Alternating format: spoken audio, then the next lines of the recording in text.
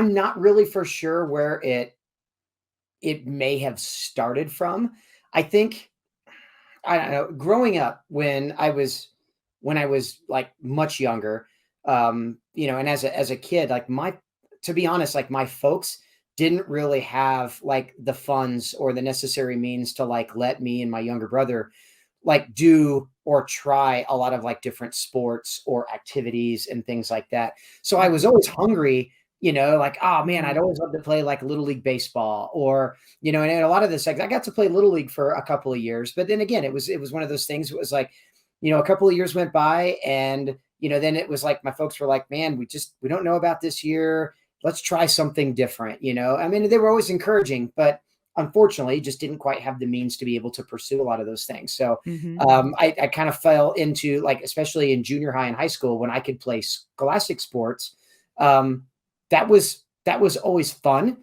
And it was always intriguing to try to be the best I could. And I mean, for those that might know a little bit about me, um, I'm a kind of a man of small stature, and I always have been. And I mean that like literally. So I mean, I've always been. I think I kind of peaked in my growth. I think at about like maybe the eighth or ninth grade. Like so 5'6" is about as tall as I ever got.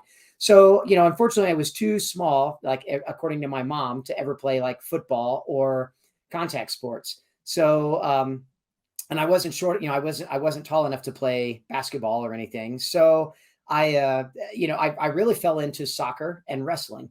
And Mhm. so I wrestled for a couple of years.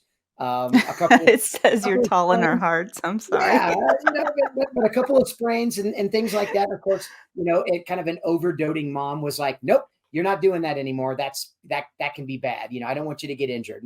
So then I fell into soccer, and soccer was one of those things that everybody second guesses the little guy, and I was the smallest guy, The shortest underdog. guy.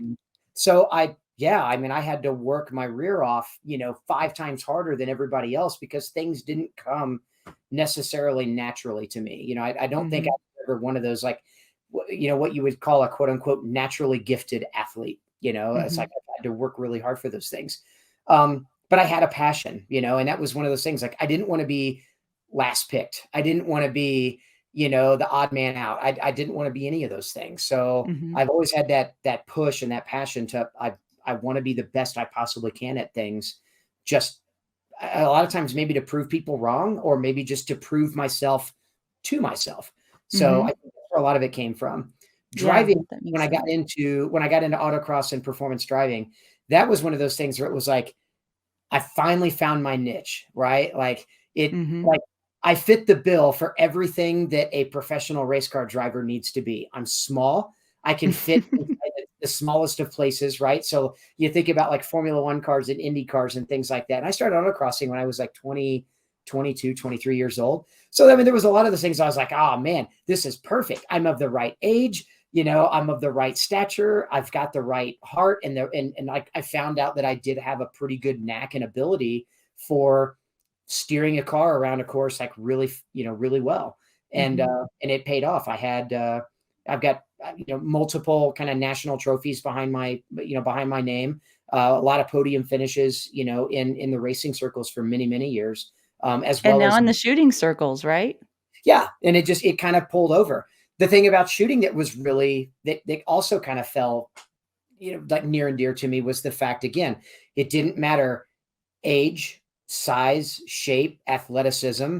It was like if you can do two things very, very well, right? Like can you hold the gun in an effort to keep it still enough to press the trigger and fire a good shot, then great, you've got the skill necessary to move on to do other things, right? Mhm. So and it was neat, to find out like, oh man, it's a timed event and there's obstacles and there's things to do and yeah, it was, it's a great test of skill. And Yeah. that really just that intrigued me a lot to the point where here we are. I started shooting in 2010. We're 2023. So it's been 13 years now. And I am just as passionate for shooting, both competitively and even more so as a coach and instructor as Mhm. I've ever been. And that's cool.